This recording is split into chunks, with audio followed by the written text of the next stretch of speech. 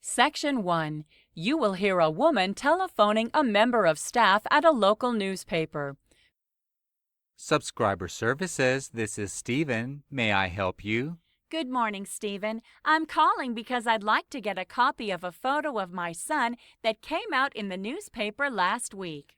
Sure, I can help you with that. Do you have the exact date? Yes, it was last Monday. That was March... The 10th? Yes, that's the date. Okay, sure. Just one moment, please. Okay, I have the newspaper from that date on my computer screen. Now, what section was it in? It was a feature story on local high school athletes. Okay, so local athletes are always on the back page. No, I don't remember it being at the back. I clearly remember it being on the front. Oh, you're right. We just started doing those features there in the last several editions. Which story was it? Student Athlete of the Month. Oops, no, excuse me. I'm sorry. I mean week. And that's your son, you said? You must be very proud of him. That's quite an accomplishment. Ah, yes, here it is. Chase Packers, baseball player. That's him. But actually, the reporter got his surname wrong. It should be Parkhurst. That's Parkhurst. Okay, I'll make a note of that. Now, I'm assuming this photo is just for your own use, not for additional reprinting. Reprinting? Yes, with copyright laws, you need to fill out an extra form if you're going to reprint the photo in another publication. Oh, I see. No, it's not for business or commercial purposes or anything. It's just for personal use. I want everyone who visits our home to see it. I'm so proud of him. Of course. Now, I don't know if you knew this, but even though the photo is in black and white in the paper, you can choose to get your reprint in color. Oh, that's interesting. He does look so distinguished in the black and white. I like that. Okay. But you know what? I'll actually take the color. That way his uniform will really stand out. Sure thing. Okay, let's see here. What else? Oh, yes, of course, size. What size would you like? You can have the standard size or the wallet size. No, not the small one. These wallet-sized ones aren't helpful as I'd like to frame it. Just one? Well, can I get more than one? Yes. Extra copies of the same print are discounted 50% if you order them at the same time. Well, they are quite expensive to begin with. So while I'd love a couple for the grandparents, I think I'll just stick with one. No. I'd better get 3. It is a once-in-a-lifetime thing, you know. What's a few extra dollars when it comes to memories? Okay, so let me see here. The total on that will be $80. Would you like to add rush processing? I'd like them really fast. Okay, rush processing will add $15 to your order. Oh, really? That's quite expensive.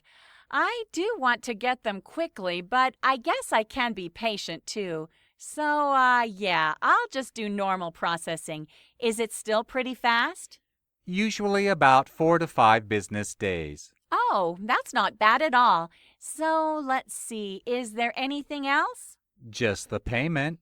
Yes, of course. Can I pay you with a credit card? Yes, sure. We also take checks. Oh, that's convenient. I'll do that then. I really prefer to pay by check rather than use my credit card. Now, when they arrive, would you like to pick them up in our office, or would you like us to send them to you? It's rather inconvenient for me to stop by. I'll go ahead and mail them then. And that's no extra charge. Oh, good. One last question, if you don't mind. We routinely survey all our callers just to see how often they read the newspaper. For years and years, we read the entire paper on a daily basis. But now we're so busy, it seems we don't have time to read like we used to, except on weekends. But still, yes, you can say we read it each day. My husband still does, for sure. Okay, thanks. Now, ma'am, let's get your address.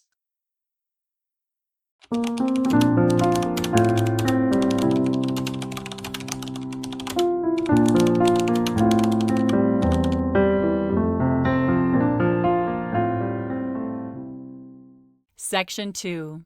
You will hear a radio program about singing in a choir. And for our regular spot on things to do in town, here's our reporter Samuel Cooper. It's been fun to write about joining some of our local choirs. Thank you.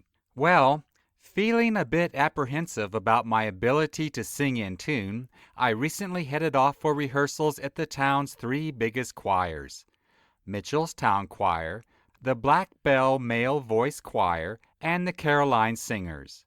I received a very warm welcome at all three choirs. They are always on the lookout for new and enthusiastic singers. Now, obviously deciding which choir to join will depend to some extent on your taste in music. Black Bell caters for most musical taste as it has a hugely varied repertoire, as does Mitchellstown. If you're after a more classical feel, the Caroline Singers tend to focus on madrigals. That's unaccompanied singing without any instruments. If you want to meet people who share an interest in music, Mitchell's Town Choir is a good place to start. Apart from their own performances, they also arrange group visits to see operas and attend music festivals. So it can be a great way to make friends. But it's not just a chance to develop a skill, travel, or make friends that's on offer. You could win a gold medal, too. Mitchellstown are hoping to get to the final at the Melody competition in Atlanta. And Black Bell are the current holders of the Countermale Voice Choir Award, which was presented to them by the director of the London Opera just last month. You can also be a part of a recording deal. Mitchellstown has just joined Black Bell and Caroline Singers as recording artists for their first CD, due in shops in December. And if all of that isn't enough, you can also benefit the local community by helping to raise funds for good causes. Mitchellstown regularly performs at functions helping the disabled and the elderly, while Black Bell donates a percentage of its profits to certain local charities. You may feel unable to join a choir because you're worried you'd struggle to find the time to attend rehearsals because of work or family commitments. Well, there is a solution to that. Start your own choir at work. This has been done in companies large and small, and I went to find out about the one at the accountant's John White. The choir's organizer, Elizabeth Arnold, told me the reason she thinks people like the choir. She said that while the thought of a big networking opportunities might be at the back of some people's mind, it's having the opportunity to switch off and focus on something completely different, that they're after. The people that join tend to be fairly competent singers to start with because, naturally enough, people don't want to look bad in front of their colleagues. Companies like John White encourage their employees to set up choirs at work because it can help to create a healthier working atmosphere. For example, people who previously didn't get on can find they have something in common, which is just common sense, really. Elizabeth Arnold also stresses that you don't need a lot of people to get the choir off the ground. They started off 4 years ago with just 5 people. That's now risen to 19, while their average attendance at rehearsals is 12.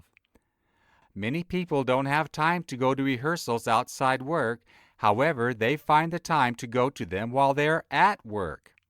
At John White, they found the middle of the day works best because not everyone works the same hours. So, scheduling early morning rehearsals can be problematic. The same is true for late afternoon. Supporting their choir is something that John White are very happy to do. Although members pay a joining fee to cover the cost of refreshments at parties and wear special concert shirts, the company organizes regular sessions with a professional vocal coach free of charge to members of the choir. So, if you'd like more information about the choirs,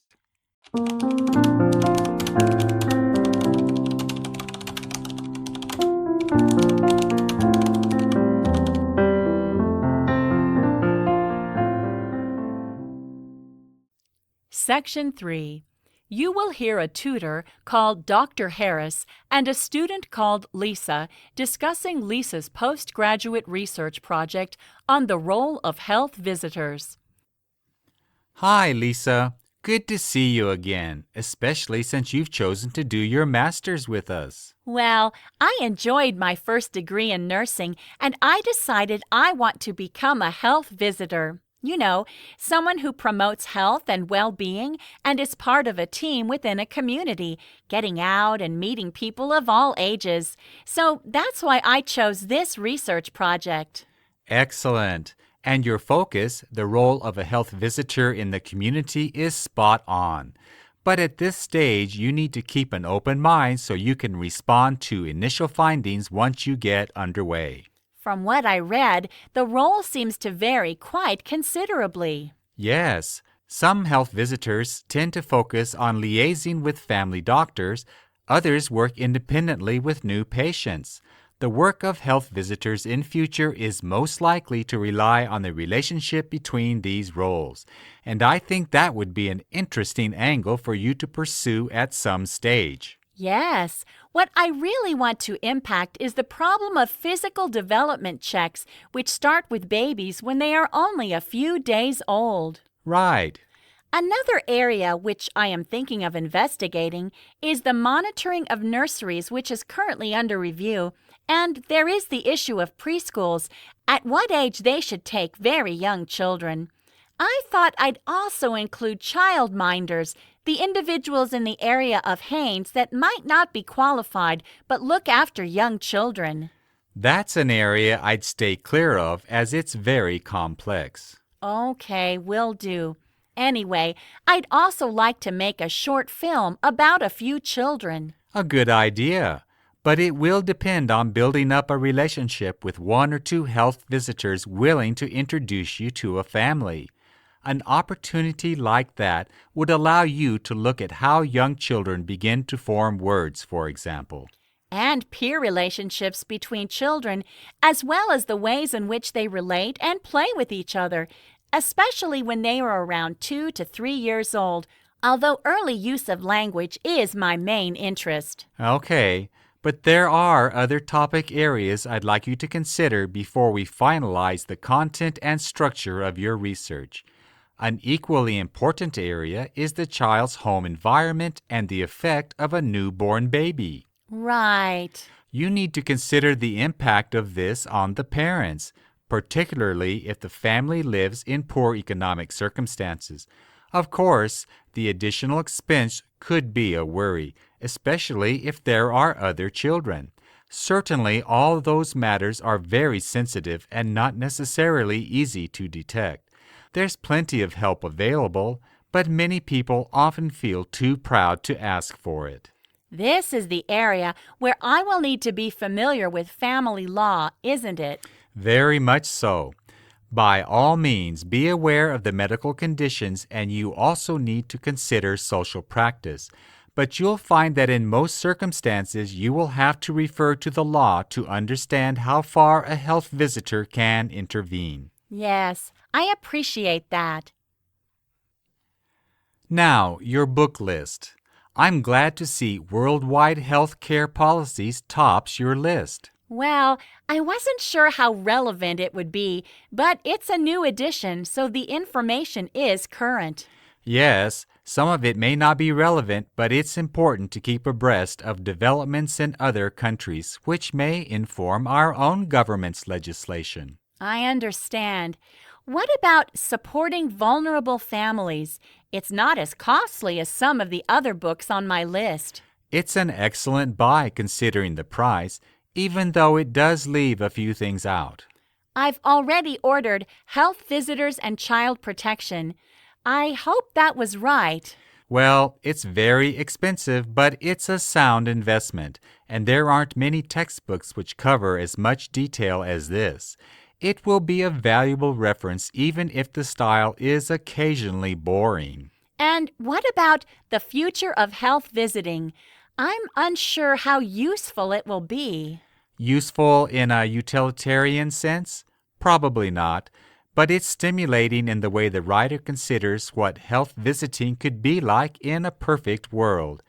I'd suggest dipping into it to discover the improvements which could be made if money were no object. And resources for health visitors? Strangely enough, it's not as helpful as the title suggested. It offers a huge variety of activities and strategies which are great when working with young children, but they're presented in a rather haphazard way, and the index isn't much use either. Be very careful when using it. Okay. That is the end of Section 3. You now have half a minute to check your answers.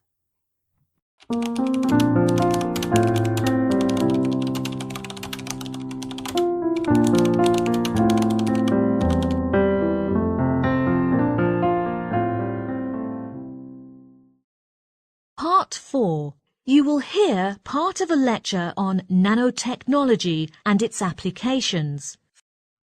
Today's lecture is the first of a series of lectures on nanotechnology. Nanotechnology, sometimes shortened to nanotech, refers to the manipulation of matter on an atomic and molecular level. It's a science, engineering and technology conducted at the nanoscale, which is about 1 to 100 nanometers. It is the study and application of extremely small things and can be used across all the other science fields. Just how small is that? A nanometer is 1/1000th of a meter. The idea of nanoscale research first started from a physicist called Richard Feynman in 1959.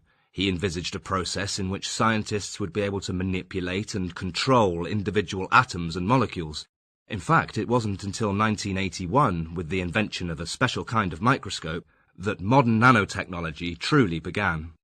Even though nanotechnology has created many new materials and devices with a vast range of applications, there is always concern over these unnatural products. Many people are worried that they may pose a threat to the environment, health and safety, also known as EHS. In order to better understand and evaluate the potential harm, risk assessment has been introduced. There are also ongoing international collaborations on nano-EHS research and related policy issues. Despite the concern, nanotechnology has benefited society in unexpected ways. In the food processing industry, nanotechnology is leveraged against iron deficiency, which triggers anemia. For example, by reducing the particle size in potatoes, this new technology improves the bioavailability of this nutritional ingredient without the tendency to cause colour and odour changes. In terms of packaging, nanomaterials are more economical and are used in all sorts of products, chocolate in particular. Nanotechnology can also enhance the flavour of food. On a domestic scale, we expect more smart furniture, which is made of shape memory alloys, to be manufactured.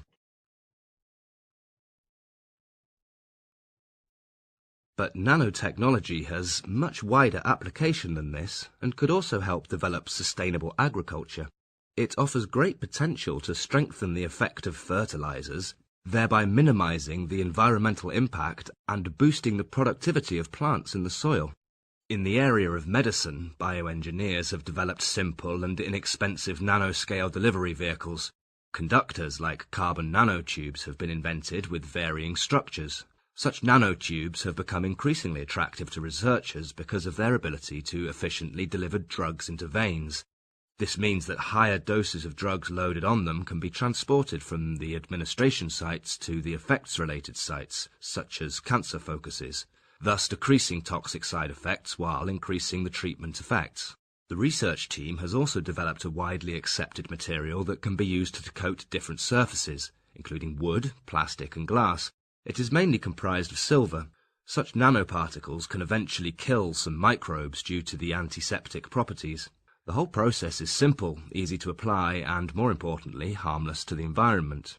Surprisingly, nanotechnology has major implications for our health as well.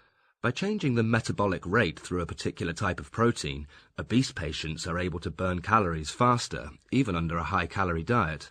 Therefore, treatment programs are provided for patients to lose weight by disposing of excess fat in a relatively safer manner.